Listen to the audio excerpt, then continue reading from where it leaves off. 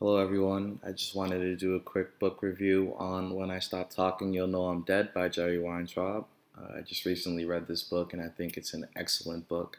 Um, let's get into a background of who Jerry Weintraub actually is. Well, I didn't know who this guy was until I actually had to look him up. I got this book through a book recommendation by a book club that I'm in online. And he's like this big film producer, talent agent, and pretty much he's worth a lot of money, over $200 million, and he's most known for the Ocean's 11, 12, and 13 series, Karate Kid, managing Elvis, Frank Sinatra, and a whole ton of successful people. And what's interesting is he's from Brooklyn. He's like a Brooklyn slick talking guy. You know, he wasn't born into wealth or anything, and he's pretty much self-made. Um, so we're gonna go into a little bit about the book. Here's a picture of the book, Useful Stories from a Persuasive Man. I'm assuming you read it since you're Googling it, and if not, um, pretty much what I'm gonna be showing you is the best points of the book that I found very interesting and what you can take from the book. Definitely in the top 20 best books that I've ever read. And the stories and lessons that you can take from this book are truly inspiring. Uh, he's like 70 years old now. He's a very old guy. So, what you're getting out of it is definitely, gold due to the fact that he's just such an old guy. I'm sure he's not trying to sell you anything. If anything, he's trying to help you out just due to the fact that, he's reaching his older years and he might not be around in 20, 30 years. So, this book was something that he just wanted to put out into the world and, give some value. And pretty much the main points about Jerry is that he's a slick talker and he's like everyone's go-to guy. Um, what he'll do is he'll pretty much put himself in a situation and figure it out later. Some guys like, hey, I need this, they go to Jerry and Jerry would somehow tell that guy, yeah, like, yeah, I'll do it for you. But in reality, Jerry has no idea what he's doing. So Jerry was very quick to tell you yes and then figure it out later. He did this throughout his whole career. He's an executor too. Um, so he's, like a shark. He always believed that if you put your mind to it, you can do it, and he didn't know what the word no or impossible meant. And in the book, they showed this, uh, you know, quality of him when he called. I think he wanted to be Elvis's manager, and he was calling, his old manager, uh, like every day. I think for a year, and he would ask, can I be Elvis's manager? How can I work with Elvis? And at the time, Elvis was huge. Elvis was one of the biggest pop stars in the world, probably one of the biggest icons in the world at the time.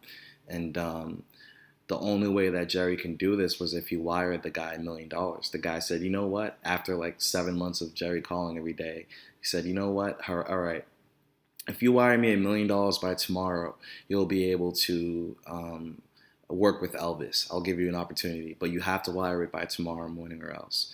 Jerry didn't know what the word no or impossible meant. Jerry didn't make any excuses. Jerry didn't say, oh, it's $1 million where I'm going to get this money. Jerry actually got the money. What he did was he contacted everyone he knew, and one guy at a radio station happened to be a big fan of Elvis and wired Jerry the $1 million, which is crazy. So Jerry actually got wired the $1 million, and he went over there, took a flight, and gave the $1 million to that manager. Since then, he went on tour, like on the road with Elvis, and made millions of dollars with him alone. So Jerry was always, um, a person who didn't know what no meant. He kept going. He always believed that if you put your mind to it, you can do it, and he never made excuses, as you could see. Um, what I learned from the book was Jerry had a quote saying that if you keep pushing, you can never fail up, which I found very cool. He said to meet the best guys, it's possible, be the guy who can pull it off. Don't waste your time with like little guys. Try to meet the biggest guys. Like he went straight to Elvis instead of working his way up the ladder. Instead, he just went straight to the top, and he made it happen. He pulled it off. And Jerry always had mentors. Why? Because he always told the truth. Um, this is more of a in the book. If you read it, or if you look up a summary or something, you'll see examples of Jerry just being very blunt and straightforward, like, what's the catch? What's in it for me? What's in it for you? What do you want? And this is probably due to him growing up in Brooklyn. He's very straightforward and very quick to cut to the chase, and that's what attracted a lot of mentors with him. He got to meet a lot of the big guys, and they loved working with him because he kept it very honest and real with them. Um, and the biggest thing I think that I can take from this book was the fact that The book's called When I Stop Talking, You'll Know I'm Dead. So what does that mean? That means communication is a big key when it comes to, um, being as successful as a guy like Jerry. You have to be able to communicate. So being able to communicate means that you really have to be a people person. You know, business is really a people business, and if people like you enough, you can pull big things off. So this means that you have to be able to learn how to communicate properly with other people. When I stop talking, you'll know I'm dead. Hence the title, which is very cool. Um, Only thing I didn't like about this book was that Jerry had some hardships, and they weren't really mentioned. Like he mentioned, they weren't really addressed. I don't want to say mentioned; they weren't really addressed. He did mention stuff about cocaine problems and drug addictions and stress from the family, but he didn't really go into depth within it. There was probably only a paragraph about that in the whole book. He just says, it's kind of hard living like this, and I had some problems in the past, but they never really showed what those problems were. I'm not sure why, but I'd love to know more about that. um, from now on, we're just going to go with quotes from the book. He had a couple quotes I took from the book that I found really, really, really inspiring and insightful. And he said, "I have a philosophy of life, but I don't live by it and never could practice it. Now at 72, I realize every minute doing one thing is a minute not doing something else. Every choice is another choice not made, another path grown over and lost. If asked, my philosophy would simply be this: savor life, don't press too hard, don't worry too much. Or as the old timers say, enjoy." But as I said, I never could live by this philosophy and was in fact out working, hustling, trading, scheming, and making a buck as soon as I would had enough to leave my parents' house. So, you know, at the end, it doesn't really matter. You wanna have a balance with things. He's saying that everything there's a sacrifice for everything you do, pretty much, and he wished that he didn't work as hard as he did, but at the same time, he can't take it back. So, knowing that there's a difference between uh, choices and you have the power to pick whatever you want to do, and there's always a sacrifice being present. Just knowing that that's even that's right now is already insightful for me, at least from an old guy. I'm a younger man, so it's cool to hear something like that. Um, People will pay you to make their lives easier. Always take the time to make the pitch. Personal service is the name of the game, and never get paid once for doing something twice. That's very insightful to me. Another quote from the book is relationships are the only things that matter in business and in life. We mentioned that earlier. And do not get attached to the world as it is, because the world is changing. Something new is coming. Every 10 years, a big hand comes down and sweeps the dishes off the table. And this is very true. I mean, you see it now. We're going to have cars pretty soon that drive themselves. Everything's shifting towards a technology age. When I was a kid, there was no internet, really, actually. There was dial-up internet, and now we have FaceTime and things of that nature. So don't get attached to the world. Even now, it's constantly changing and constantly moving forward. Um, Jerry has another quote: "Buy your own steak. It's cheaper. Don't outsource work that's difficult to be done. It's cheaper just to do it yourself. Don't outsource the hard stuff, because you're gonna spend more time teaching them how to do it and dealing with them screwing up, instead of just doing it yourself the first time and saving all that time and energy. And also, if you act like you're in charge, nobody will stop you." Um, Here's a good quote just explaining how persistent Jerry was, and he was very, he was a guy with perseverance. He never stopped, uh, as you couldn't tell us before. If there's one piece of advice I can give to young people, kids trying to break out of Brooklyn and Carnegie, it's this: persist, push, hang on, keep going, never give up. When the man says no, pretend you can't hear him.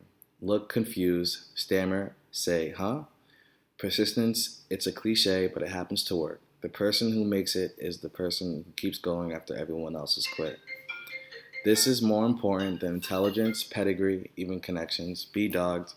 Keep hitting that door until you bust it down. I have accomplished almost nothing on the first or second or even third try.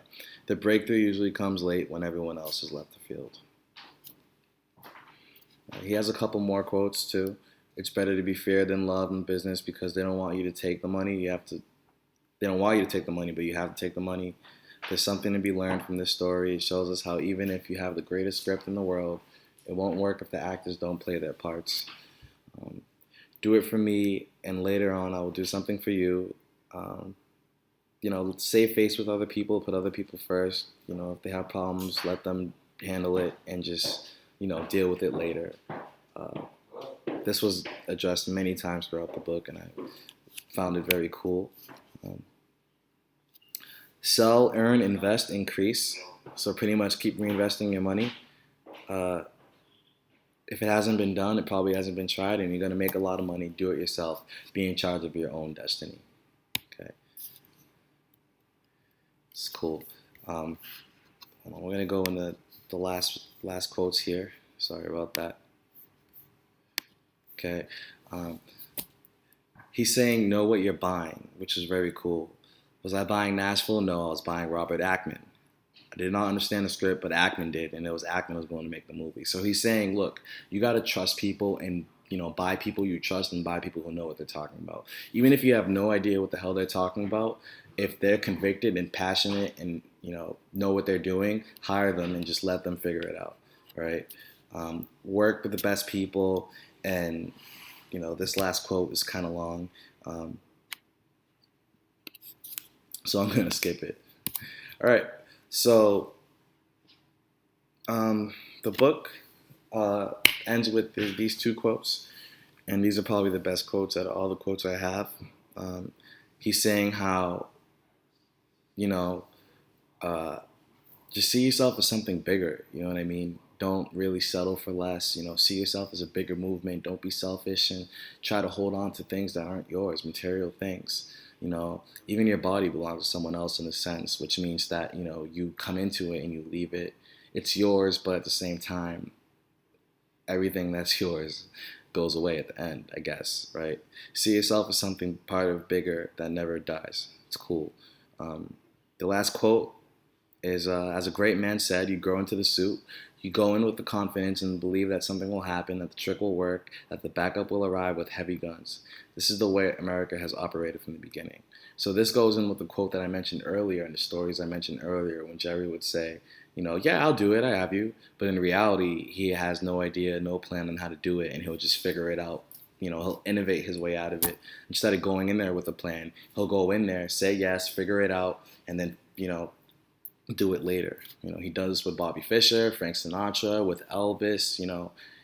He'd go in there first confident, and then he'd try to figure it out instead of making excuses and stopping himself from doing that. So, grow into the suit, put the bigger suit on, have bigger goals, and then you'll eventually become that person who can handle that situation. So these are the top things I learned from Jerry's book. When I stop talking, you'll know I'm dead. And I hope this helped you. If you like more of this kind of stuff, you can always subscribe, comment. I'd love some feedback or any more questions regarding the book. I found it a phenomenal book, especially for $3. This guy made over $200 million. You really can't go wrong spending $3 for a conversation with him. So yeah, thanks guys for listening, and I hope you enjoyed this.